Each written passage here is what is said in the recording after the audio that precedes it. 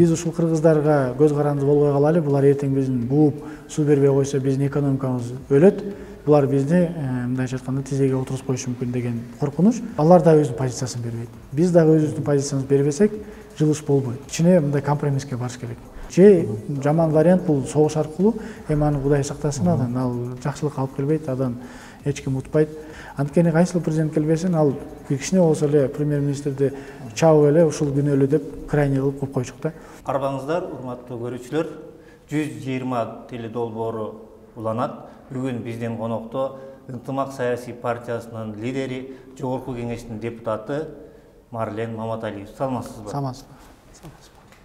Эми дароо эле суроо жооп койсок, Марлен мырза, акыркы мезгилде мына бүгүнкү күнү дагы чек ара маселеси көбүрөөк актуалдуу болуп атат.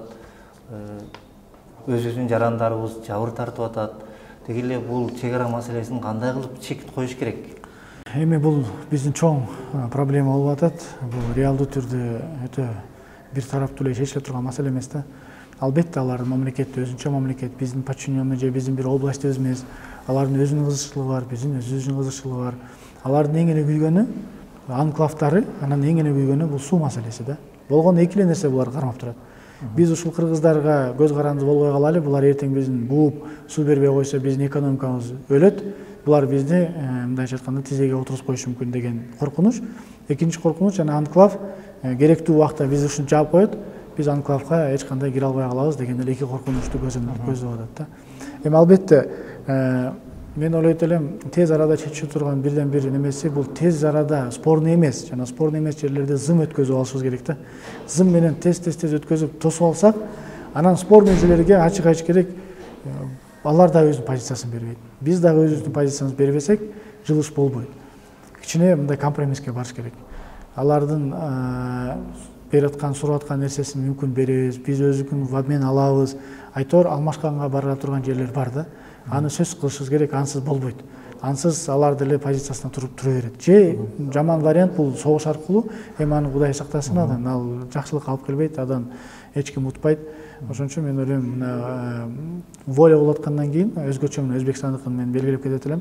Өзбекстандын мен президентин жаман деп айта албайм, бирок мурдагы президентке караганда азыркы президенттин бизге көз карашы түз болуп атат.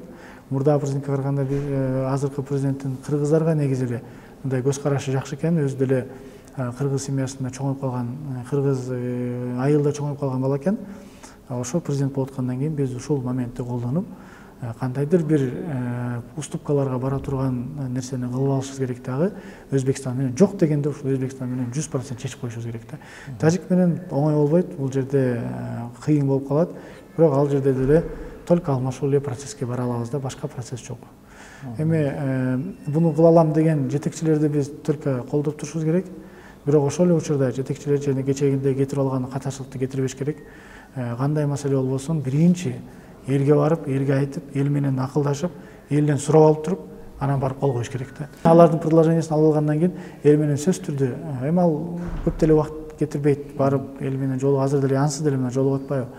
Барып презентация кылып, ушундай болуп атат, урматтуу эл десе, мен ойлойм, биз айкөл элбиз, түшүнөбүз. Айрым жерлерде мына бүгүн деле Баткен боюнча ыз учуп чыкканда бир видео кадрды көрүп калдым. Айтып атат, бул биздин жол дейт. Бирок биз ушул туруктуулук үчүн керек болсо ушул жолду экиге бөлүп алайлычы. Жарымы булар алсын, жарым биз алсын. Кайта биздин жол, биздин асфальт турат. Биз ошого да макулбуз дегендей болуп атат да. Бул айтайын дегеним, туруктуулук үчүн айрым учурларда мүмкүн ушундай туура эмес мындай позицияга барып калышы мүмкүн, бирок эл менен акылдашып, эл макул десе, барганга туура келиш керек да. Ушундай нерселерди чечсек жакшы болот эле. Тез арада чечиш керек деп ойлойм.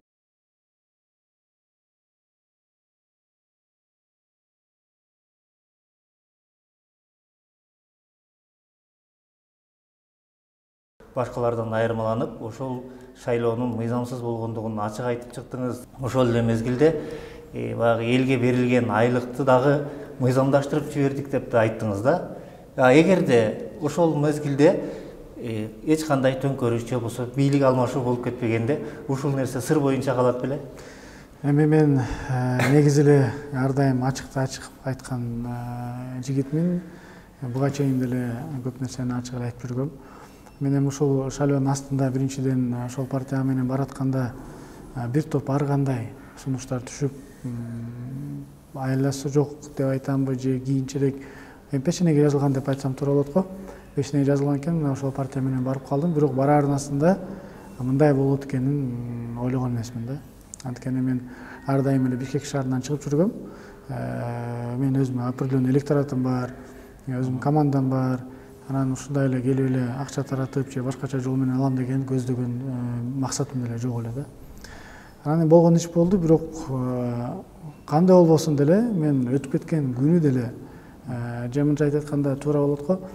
Процессте мына эртең ызычуу болуп кетет деп эч ким айткан жок эле. Бирок ошол процессте дагы мен айткам ачык элечи.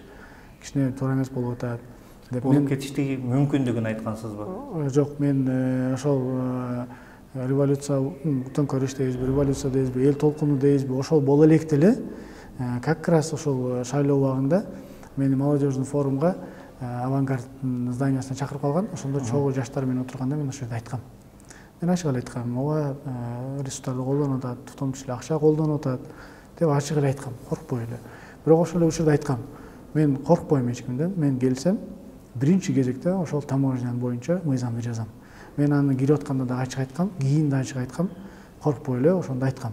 Мен келсем, менин биринчи мыйзамым ошол таможня боюнча болот, ошол жакта коррупцияны жоюу боюнча мыйзамды биринчи элден болуп жазып чыгам деп айткам да. Демек, жана сиз айткандай, мен болуп кеткенден кийин же жанагындай ызычуу болгондон кийин, түштөн кийин айтып эмес, мен алдын ала акча көп ресурс кетип атат, алдын ала таможняда болгон ар кандай мындай коррупциялык схемаларга каршы мыйзам жазам деп мен айтып чыккам да. Мен аны айтайын дегеним, мага айырмасы жок болчу, кайсыл партия болот же кандай болот, мен өзүмдүн жумушумду так эле алып барып кете берем деп ойлогом. Жана өзүмдүн максатыма ошол эл койгон наказдарды аягына чейин аткарбай калып, ошолордун баарын аткарам деген милдет менен, максат менен кетип аткам да. Анан деги эле биздин азыркы бийликке көнүмүш адат болуп калды. Бийликтен эмес, партиядан партияга секирүү боюнча баардыгы бийликке жетүү үчүн партиядан партияга секирип атат. Ошол эле мезгилде сиздики деле партиядан партияга өтүү мезгилдери болду. Андан кийин өзүңүздүн партияңызды ачып чыктыңыз да. Анан бул партияга ачып калганын максаты эмне болду? Же болбосо партиядан өтүп атып чарчадыңызбы? Эми ошол бизде коомчулукта ошентип көп сын пикир айтылат, партияларды алмаштыра берет, принциби жок экен деген көп айтылып атпайбы?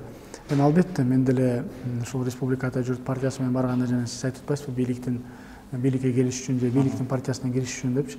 Мен тескерисинче оппозициялык партия менен баргам 2015-жылы. Республикада жүрүп, бул бийликтин партиясы болгон эмес да. Эми кийин деле мекеним деле мындай 100% мына бийликке мындай прям 100% бийликтики биримдик эмес эле да. Кандай болсо дагы один из болгон, бирок анчалык деле мындай 100% мен азыр айтсам мүмкүн таң калар эл. Бирок ошол процессте бир 10-15 күн калганда мына Араванда кандай уруш чыгып кетсе, Бишкекте мына Дана Бишкекте ошол иштеп аткан мэрлерден баштап, акимдерден баштап, бламкомдордон баштап баардыгы бизге каршы иштеген да. Реалдуу түрдө ушул эки партия тирешип туруп калды аягындачы. Мен аягында түшүнбөй аттым. Мен биринчинде ойлоп аткам, вроде бы баягы бир атанын баласындай эле вроде ушундай кетип аттыңар эле. Анан аягында келип туруп чабышып атасыңар. Бул кандай деп мага деле мындай көп түшүнүксүз болуп аткан да. Тирешүү эмнеден улам пайда болду?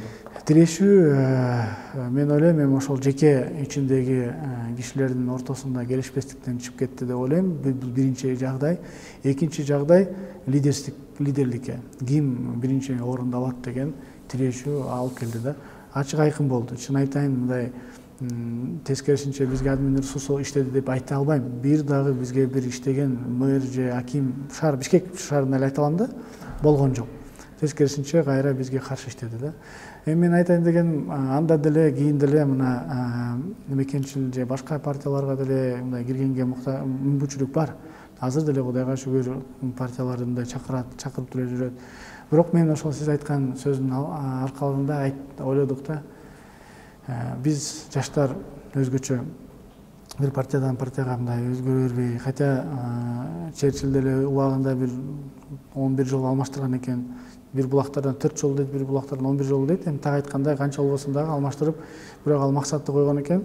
Мен элге кызмат кылышым керек. Демек мен ошол өзүмдүн кызмат кылыш үчүн партия аркылуу бийликке жетишим керек. Кайсыл партия менен болсо да кызматташып, бирок ошентип айтылган сөзү бар. Мен китептен издеп да таап атайын бир заметка кылып койгом. Кийинчерээк мындай айта турган болсо ошол сөздү айтса болот экен депчи. Эми ал Англия, биздики Кыргызстан, бул совсем башка. Бизде бир сыр бар, сизге айта турган. Эми бир өткөндө мен дагы бир башка смилерде айтып калдым эле. Биз ансыз эле Октябрь революциясына чейин, болбосо жанагы Октябрь шайлоого чейин деле биз жаштар өзүнчө чыгып көрөлү деген аракет болгон. Ошонун башында көп бир топ депутаттар турган, мен өзүм болгом, уюштуруучу катары мен ошону көп уюштуруп жүрдүм. Кийин биз аягына чыгып максатыбызга жетпей калганбыз. Болбой калган. Буттосуулар болдубу? Бизде бир топ ушул ортого буттосуулар болуп, тартып кетишти, башка партияларга мындай жатканда алып кетип калышты. Биз ойлогон максатыбызга жеткен жокпуз. Анан жанагындай болгондон кийин кайра балдар келди, айттым, баягыны кайра баштабайлы, эми бизге мүмкүнчүлүк болуп атат. Кайра баштап ушунусун эми өзүбүз кеткенге аракет кылып көрбөйлү, качанга чейин эле биз эми дагы партия алмаштыра беребиз. Сен кой мейли, биз такыр алмаштыра элекпиз, биз такыр бир да партия кире элекпиз. Биздин башыбызда туруп бер, башында болуп бер, бир партия менен кетели деген ушундай жаштардан сунуш түштү. Ооба, өзүңүз айткандай, чындап эле партия түптөдүңүз. Көптөгөн атаандаштарды артка калтырып, мына жергиликтүү кеңеште, же болбосо тагыраагы шаардык кеңешке аттанууда сиздер орун алдыңыздар да. Чындап эле сыры эмнеде бунун? Эми ошентип биз чогулуп команда менен чогуу биргеликте 14 шаарга катышып, ошонун 11-inde жетиштик. Уттук деп айтсак болот, жеңдик. Ошонун арасынан Ош шаары менен Бишкек шаарын айтсак болот да. Эми бул мен ойлойм, командный дух болуш керек. Мен бир жалгыз киши мен чечтим деп айткандан алыс болуш керек. Общий командный дух, общий командный оюн болду деп айтсам болот. Мындай тактикалык жүрүштөрдүн алкагында жүргүздүк да. Анан эми шайлоонун көпкө жүрүп калган, көптү көрүп калган катары, жаран катары, анан ошол өзүмдүн командамдын бир топ жылдан бери, 10 жылдан бери карап көрсөк, ушул ар кандай шайлоого качып келип жүрүппүз да. Ошол мүчөсү болбосок дагы партиянын, бирок бирөөлөргө жардам берип, айкелерге жардам берип, айтор ушул процессте көбүрөөк жүрүп калган экенбиз. Мына ошол балдар практикасы бар, өзүнүн артында тажрыйбасы бар балдар келип сүйрөп чыгып кеттик да. Бизге ушундай жетишкендикке Кудай буйрса Кудай жеткизди деп ойлойм. Бир дагы устный, орусча айтканда устный замечание, же ооз-эки замечание алган жокпуз ЦИКтен. Өтө таза иштедик. Бир дагы правиланы нарушать этпегенге аракет кылдык. Анткени биз чуу дегенде эле бизде Райым Матраимовдун партиясы деп ыйлаштырышып, анан акчалуу эмекен деп ар кандай сөздөр айтылып атты да. Ошого биз максат койдук, биз көрсөтөлү, ачык айкын кандай келишти. Акчасы жок эле келгенди көрсөтүп коелу дедик да. Эми албетте акча кетет, ал ансыз болбойт. Бирок баягындай эл ойдогудай же жанагындай көрө албаган биздин оппоненттер ойдогудай болгон жок. Бардыгын өз күчүбүз менен, өзүбүздүн болгон каражатыбызды чыгарып, ишке ашырып, мына жеңип отурабыз. Бирок сиз өзүңүздүн билдирүүңүздө мындай деп айткан жерлериңиз да бар да, бир партиянын тизмесинин алдыңкы ондугуна кириш үчүн 500 миңден $1 миллионга чейин берүүгө туура келди деп. Мына сиз Мекеним Кыргызстан партиясы менен киргениңизде биринчи ондукта болдуңуздар да. Эми эгер сыр болбосо, ушул биринчи ондуктагылар чындап эле ошондой суммадагы каражат төлөштүбү? Эми жана мен сизге айтып кеттим го, кайсыл партия болбосун, убагында мен көп партия чакырган. Бирок позицияларын алысыраак берип коюп атты да. Анткени алдыга болуш үчүн баягындай чоң суммадагы акчаны сурап башташты. Анан мен буга чейин 2015-жылы бир аз аркаракта келип калып, убагында кирбей калып депутат болуп, мен будан бир аз чочулап калгам да. Анан мен өзүмдүн ушул айткан сөзүм болчу, мен кайсы жерге кирбейин, бир 10 ичине киришим керек дегенчи. Бирок акчам жок, акча бере албайм. Анчалык суммада? Вообще эле бербейм дедим. 1 сом бербейм. Мен эгер алсаңыздар, мен өзүмдү алып бергиле, мен өзүм иштеп берейин. Өзүм электоратым бар, жаштарым бар, өзүм командам бар. Мен силерге келип иштеп берейин, партияңа иштеп берейин. Деп анан ошол шарттардын бирден бир түз келип калган, ошол партияга түшүп келип калыптыр. Мен бир дагы сом берген жокмун, акча берген жокмун. Бирок ачык айтам, ошол убакта киргендердин мен баарын эми өзүм көрбөсөм айта албайм, бирок угуп аттым. Анан айтып атышты, берип атышты. Аны дагы ачык эле айтып коюш керек, берип атышты. Андан кийин сиз партия түздүңүз. Ал партияда дагы биз билгенден олигархтардын балдары же болбосо жакындары биринчи тизмеде туруп атты. Мындайча айтканда, сизге дагы партиянын тизмесин түзүү мүмкүнчүлүгү туш келди. Сиз ошондо кандай критерийлер менен тандадыңыз алдыңкы ондукту? Мен балдар, ушул жаш балдар менен чогуу отурганда баарын көзүмчө, баарын чогултуп алып, критерийлерди кояттык. Биринчи критерий айттык, таза адамдар болсун дедик. Урдабаган, бюджеттин акчасын жебеген адамдар болсун дедик. Экинчиси дедик, биз башка партияларга окшоп золотой дегенди жокко чыгарайлы. Золотой деген жана местен сатып алуу. Эч бир акчага алдыңкы орунга кое турган принципти четке кагайлы. Биз жаңы культураны көрсөтөлү. Мына биз жаштар эгер будан баштасак, биз эртең сөз кылат. Эми бул ачыкка чыгып кетет экен да. Бүгүн болбосо, эртең болбосо 5 жыл, 10 жылдан кийин чыгып кетет. Анан бирөө колу менен көрсөтөт. Мен бул Марленге мынча акча берип, анан партиянын алдыңкы тизмесине кирдим эле дейт. Ошондуктан мен андайдан калбайм. Мен жашмын, эртең өсүшүм керек. Азыртан баштап булганып алсам, анда менин жолум жабылып калат. Анан мен эртең эле бирөөлөр колу менен мынтип көрсөтүп баштайт. Мен сага акча бердим эле го, кана менин ордум, кана менин немем деп баштайт. Мен ошодон алыс болдум. Ошон үчүн принципти сразу айттым. Эч кандай акча албайбыз, эч кандай бирөөдөн бизге берсин деп айтпайбыз. Анан жанагындай таза балдарды алабыз. Бирок дедим, күчтүү мындай жаш эле эмес, күчтүү убагында ошол жерде Көрк кеңеште иштеп кеткен, анан өзүнүн ошол жерде определенный бюджет бөлүнүп берет. Ошол бюджетти элге реалдуу түрдө чачып, элдин наказдарын аткарган депутаттарды алыш керек деп айттым да. Анткени алардын артында эл бар, аларды эл чайлап берет. Деп анан мен ошол Көрк кеңештин депутаттарына салым коюп, ошолордун депутаттарын кошконго туура келди. Аларсыз мен түшүнүп аткам, ошол жана башында айтып кеткен тактикамдын бири, мен сөзсүз түрдө ошондой опыты бар кишилерди алышым керек эле. Туура жаштарды да алдык, башкаларын да алдык, бирок ошолордун ичинен арасынан өтө тандадым. Туура бир-эки чоңдордун да балалары кирди, бирок ар биринин өзүнчө историясы бар да. Мисалы ошол Тугун Албакенин баласы кирди деп айтып атат, ал менен экөөбүз бир двордо чоңойгонбуз да. Анан мен жашаган двордун мен өзүмдүн поколениямда жакшы лидер катары жүрсөм, ал кичи поколениянын лидери катары жүргөн. Анан бул экөөбүздүн жеңишке алып келе турган критерийлер. Менин экинчи критериим бул ошол жергиликтүү жерлердин лидерлерин издедим да. Жөнөкөй балдарды эмес, лидерлерди издеп, лидерлерди алып келип, лидерлерди койдук да. Ошол лидерлердин негизинде жеңишке туш келдик. Ошентип атып, издеп атып, анан ошого келдик. Ал эми Көрк кеңештеги жанагы кызы бар экен деп айтылып калды. Ал жерде мен буга чейинки опытын карап көрдүм. Жана айтып кеткен акчасын кантип сарптаптыр, өзүнө сарптаптырбы же элге сарптаптырбы? Элге сарптагандарын көргөнүн, детский площадкаларын кылганын, спортивный зоналарды кылгандарын көрүп туруп, анан ошолорду чакырдым. Анан чакырганда дагы мындай тандап чакырасыз да, эртең бүрсү күнү алар келип алып партиянын кызыкчылыгын эмес, өзүнүн кызыкчылыгын кылбасын, келип алып өзүнүн эле гана маселесин чечпесин деп, мындай өтө катуу тандаган партиянын беделине шек келтирбей тургандай адамдарды тандайт аракет кылдык да. Эми баардыгы жакшы деп айта албайм. 789 почти 800 кандидат бүт Кыргызстан боюнча кандидаттар катышты. Анан албетте үчүнчүлүктөр болду. Айрым учурларда баягы принциптерибизге тура албай калдык, билбей калып аттык. Андай экенинчи мисалы, бирок аракет кылдым мен толугу менен ушул көбүнчөсү жаштар болсун деп. 80% жаштар болду да. 80% жаштардан түптөлгөн команда болду. Азыр жакында мына Садыр Жапаров электр энергиясынын баасын өзгөртүү боюнча чакырык таштады. Ошол эле мезгилде муну эки колдоп аткандар да болуп атат. Ошол эле мезгилде көпчүлүк тарабынан сынга да кабыл алынып атат. Ушул нерсенин, ушуну электр энергиясын чечүүнүн башка бир багыты бар беле? Эң өкүнүчтүүсү, биз ушул суунун башында туруп, электр энергияны керек болсо башка мамлекеттерге экспорттоп сатып, ошонун негизинде биздин тарифти эң көтөрбөй турган шартка келтире турган мамлекетте жашайбыз да. Тилекке каршы биз керек болсо сырттан азыр сатып алып атабыз. Мына биздин бул чоң трагедия деп айтсак болот да. Конечно, башка жолдор бар эле. Мисалы, ар бир жетекчинин астында ошол энергетиканын тейлеген энерго барондор бар да. Ошолор кайсы президент келбесин, кайсы бийлик келбесин, бат эле башын айлантып коюшат да. Анткени алардын жеке кызыкчылыктары бар. Мына мен айтып берейин. Свет азыр ушунчалык чачыратма кылып койгон ушул сфераны. Ким каяктан жоопкерчиликти ала турган киши жок да. Восток Электро бир жагынан ФУГИге баш ийсе, экинчи жагынан Министерство энергетика баш ийсе, үчүнчү жагынан Энерго холдингге баш ийет да. Ушунун баарын жокко чыгарыш үчүн мен 2012-жылы түптөп кетип аягына чыга албай калгам. Бирден бир ушул Энерго холдингдин идеясы менде болчу. Ал жерде кандай принцип болчу? Мына электр энергия чыктыбы 17 тыйындан. Ортого келип Нескке сатат 54 тыйынга.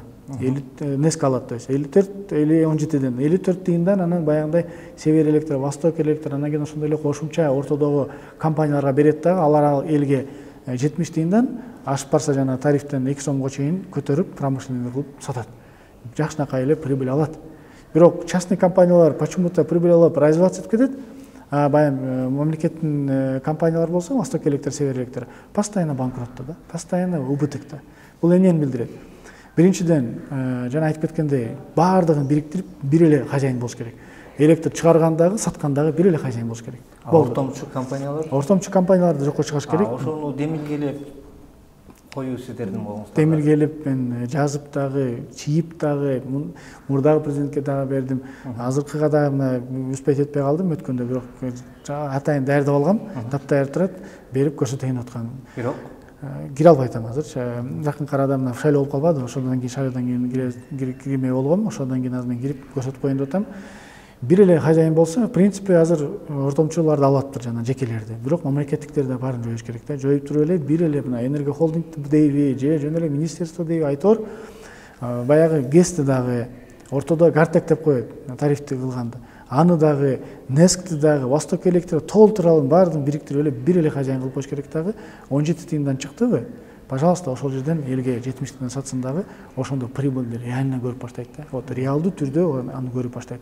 Эмне үчүн жеке компания ошону 54 тыйындан алып туруп, 70ке сатып туруп пайда көрүп атат, а биз 17 тыйындан чыкканды келип туруп анан пайдасын кантип көрбөй калайлы? Албетте көрө алабыз. Мындайча айтканда, кайра эле оодарып тарифке оодарган бул баягы эле энерго барондонун системасы. Анткени дагы бир нерсени айтып берейин. Алар дагы эмне кылышат? Алар ушундай чоң мекемелерди, заводдорду, фабрикаларды, компанияларды тейлейт, счетчиктерине бурмалап берет, аларга ылдый кылып берет дагы, ортодо техникалык потеря деп коюшат. Техникалык потеря 30%га чейин жетет да. Чоң, аябай килейген сумма, миллиард суммада акчалар. Жана мен айткан счетчикти азайтып атканда жана каяка кетмей керек, жок болуп кетпейт да, чыккан цифра турат да. Ошону технический потеря дейт. То есть баягы электричество менен келатканда жолдо жоголуп кетти, природный явление дейт дагы, ошого шылталап коет дагы, толтур акча урдашат да. Анда бул белгилүү бир ченелүү бир чиновниктердин чөнтөгүнө кетип атат деп түшүнсөк болобу? Мурдагы эски энерго системада жүргөн Ширшовдун схемасы деп бекерден айтылбайт да, ошол схема дагы деле бар да. Канча алмаштырбайлы дагы деле ошол схема иштеп атат. Ошол баягы мен айткан канчалаган акчаны техникалык потерянын алкагында кылып атат бул бир.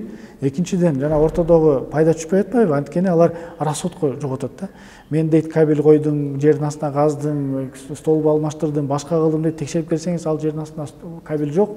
Аны жөн эле активировать этет, жазат, урдалат да. Бул акчалардын баары урдалып келет да.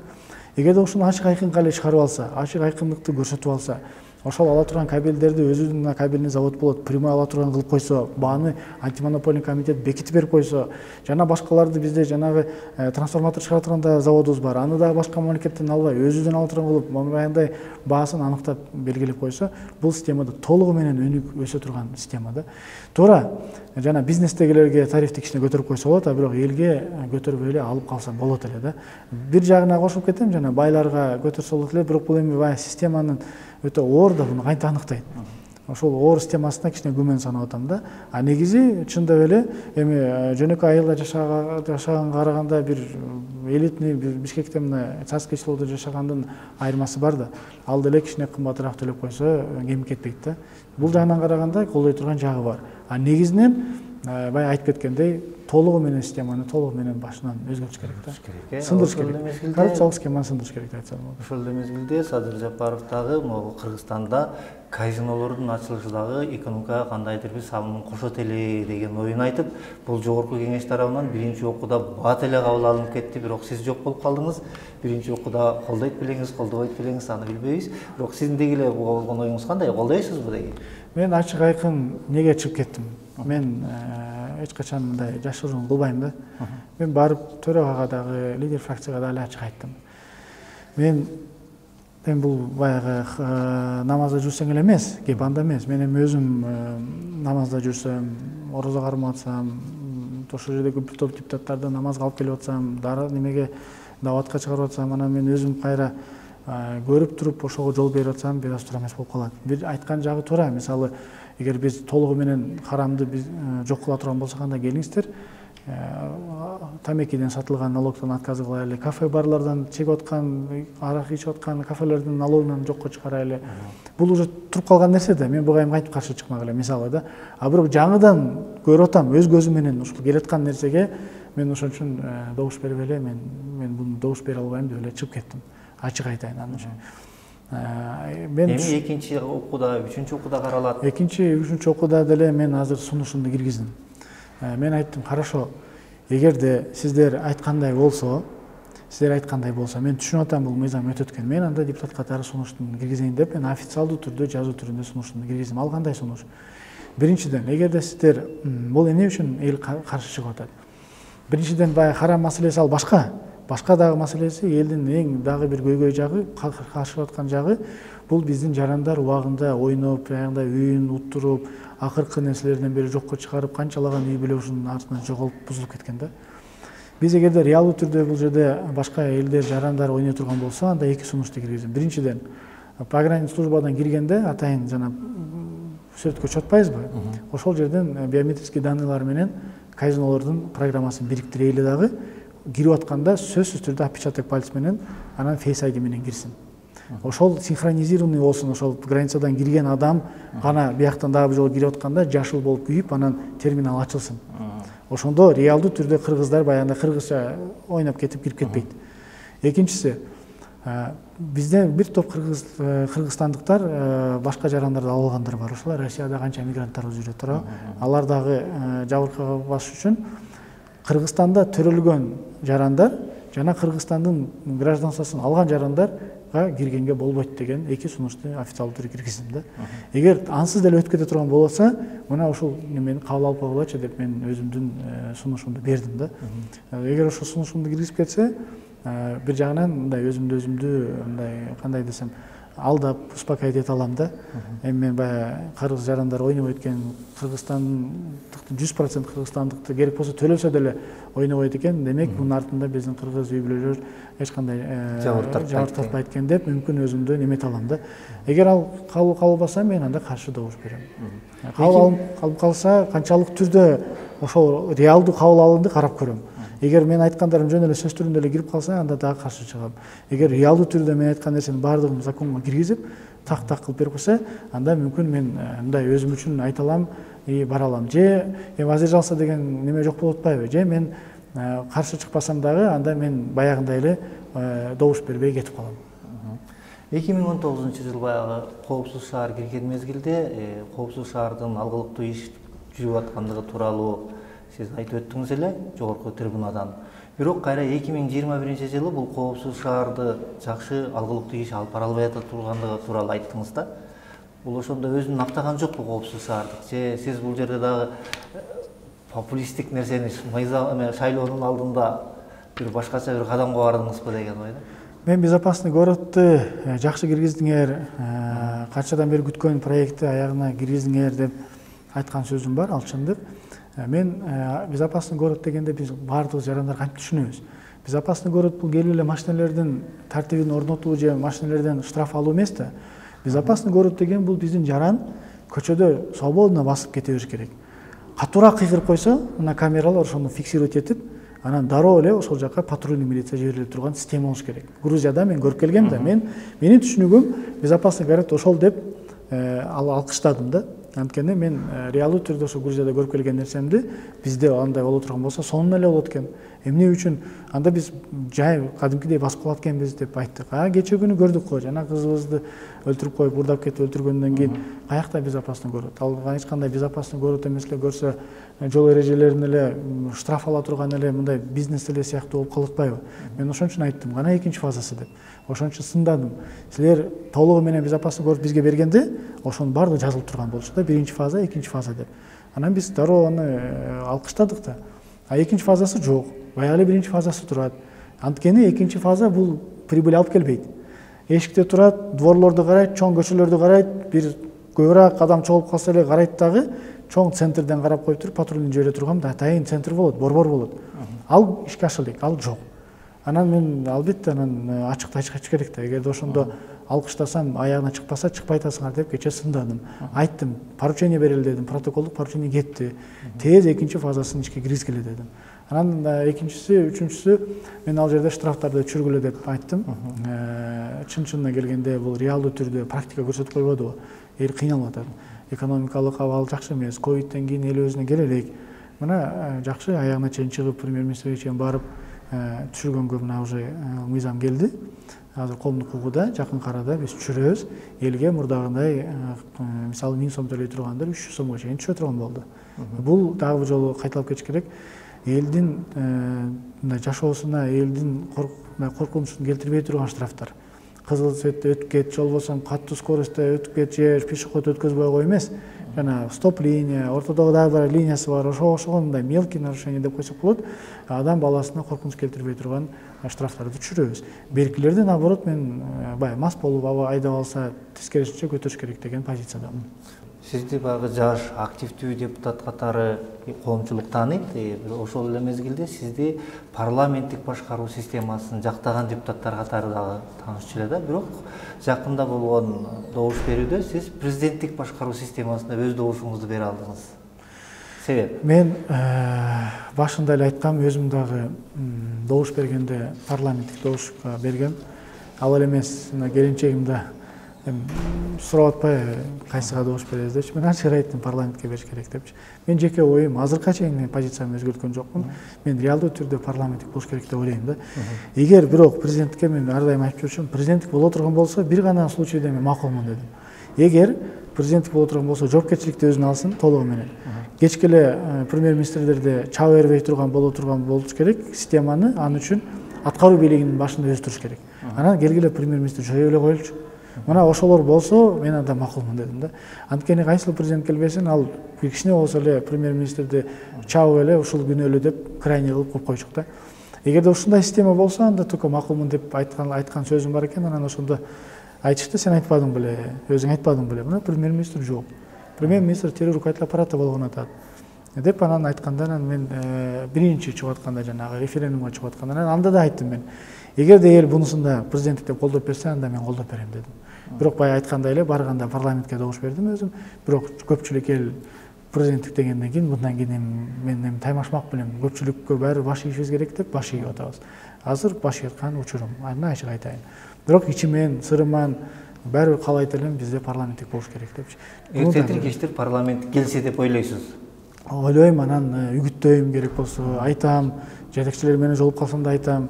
Көрүп атпайбыз бул баары бир. Бирок бул мына жаңы системаны бир көрүш керек да, бул мага да кызык болуп атат. Эгерде президент реалдуу түрдө жоопкерчиликти өзүнө алып атса, баарын түшүнүп атса, демек ал жол бербеш керек. Эртең өзүн ойлош керек. Жанында тууганына, досуна, шоферуна, айтор кимине болбосун жол бербеш керек дагы. Өзү жоопкерчиликти алгандан кийин кыргыз элинин астында өзү жоопкерчиликти алып туруп иштей турган ыкма менен кетсе, мүмкүн Турциянын варианты иштеп кетет. Турцияныкы ошондой болбоду беле. Азыр мына баардыгын өнүктүрүп, өстүрүп эле жакшынакай эле келип атат. Мүмкүн алардагы менталитет бизге жакыныраак, мүмкүн анда бул система иштеп кетет. Ал жерде дана ушундай өзү жоопкерчиликти алган. Мүмкүн анда иштеп кетет деген менде ичинде үмүт бар да, үмүт бар. Анан эми үмүт акталбаса, аны албетте башка жол бизде жок. Только эле ушул парламентке келе турган эле бир нюанс болуп калды. Эми парламенттин жаман жагынан ичинде көрүп калдым да, эгерде баягындай жиликти бөлгөндөй эле отуруп алып бөлө турган болсок, анда жакшы эмес. Мен өзүм кичине болсо да иштеп калганда көрдүм, бир эле кичинекей фракция министрлер чечип аттык да. Эми биз келип алып ушул министрлердин күчтүү депутат, катуураак знакомый, мындай айтканда тааныштары менен, күчү менен өткөзүп алган министрлер болду. Бир да күн керек болсо ошол министрликте иштебеген, билбеген, эмнесин аягында эмне кыларын билбеген, программасы жок министрлер келип калып атпады. Аны көрүп, бир жагынан кайра кейиз. Эгер реалдуу түрдө ушундай болуп кетсе, анда кандай боло берет депчи. Ошон үчүн эгер парламенттик боло турган болсо, анда ал толук парламенттик болсун дагы, президент жок болуш керек анда. Анда президент болбосун, парламент өзү жооп берсин. Утуп келген партия премьер-министр болсун. Баягындай подставной премьер-министр эмес, утуп келген партия элдин астында келдиби, программасына эл добуш бердиби, ошол программасын ишке ашырыш үчүн парламенттин премьер-министр болсун дагы жоопкерчиликти мойнуна алсын. Маселе только жоопкерчиликте деп эсептейм да. Өзүңүз айтмакчы кадр маселеси демекчи, азыркы жүргүзүлүп аткан кадр саясаты сизди деги эле канааттандырабы? Мисалы, мына жакында эле журналисттер тарабынан далилденип, Матраимовдун ушундай коррупциялык схема түзгөндүгү далилденип, ал деген Алтургай сотто өзү моюндап, аны Алтургай 2 миллиард сомго чейин өзүнүн айып пулун төлөгөн мезгилде, жок, бул аябагандай таза деп жүргөн, мисалы, Мирлан Бакиров жүрдү ошол митингде. Кайра андан кийинки күнү эле жакында ал жетекчи болуп дайындалып атат да. Буга кандай көз караштасыз? Эми бул жерде закулисай деп коет го, орусчачы. Закулисай болгон бир топ сыр нерселер бар. Аны көпчүлүгү мындай биле бербейт да. Ал мындай, ачык эле айтып коеюн. Мисалы, мен Бакировду эч бир азыр мындай коргоп же ал жөнүндө бир нерсе айтып дегенден алысмын. Мен билем кандай болгонун, билем бул киши жанагы октябрь окуясынан кийин спикерлер туруктуу болбой, эч ким болбой калганда жыйынды өткөзүп берип, аягына чейин туруп, ошол бийликтин келишине кошкон салымы чоң. Ошол жерде туруп берип койду да. Ошол реалдуу баягы ал келген салымын эл кошту, ал албетте эл алып келди. Бирок жана юридикалык жагын айтып атам да. Юридикалык жагынан бекитип, жанагы кылып бере турган жерин кылып берип койгон адам катары буга ошол президенттен мен ойлоп калдым, бул баягы жакшылыкты унутпаган киши турбайбы деген мен өзүм эле прогноз чыгарып койдум да. Мен билбейм. Мүмкүн мен легитимдүүлүккө кадам таштаганда легитимдүү болсун деп, бизди эл аралык башка мамлекеттер тааныбай аткан учурда, бизди эч ким билбейбиз, тааныбайбыз деген учурда легитимдүү кылып туруп, жолуна түздөн түз кылып берген бирден бир кишилердин бири ошол жерде кетпей, баягы спикерлик чок болуп калып алып баруучу катары алып барып атканда, анан бул өзү тиги жогорку кеңеште батпай, баягы немеден кетирип койгондо, вицеден кетирип койгондо бул кетем деп айткан экен. Кетем деп, анан бир өзүн айтып коюп кетейин деп эметкен экен. Анан тиги киши жана жакшылыгын эстеп, эми мен түшүнүп атам, бул убактылуу. Ал деле түшүнүп атса керек, убактылуу. Критикасына карабай, убактылуу болсо дагы баягы берген жакшылыгына жооп катары эле гана коюп койду деп мен өзүм ойлоп калдым да, анализимди ошентип жүргүзүп калдым. Анткени башка маселе жок. Башка бир эч бир неме көрө албай атам да. Болгон эле ошол нерсени эле кылып атабы деп мен ушундай анализ берип болдум да. Мына сиз партияңыз менен күздөгү шайлоого аттанасыздарбы?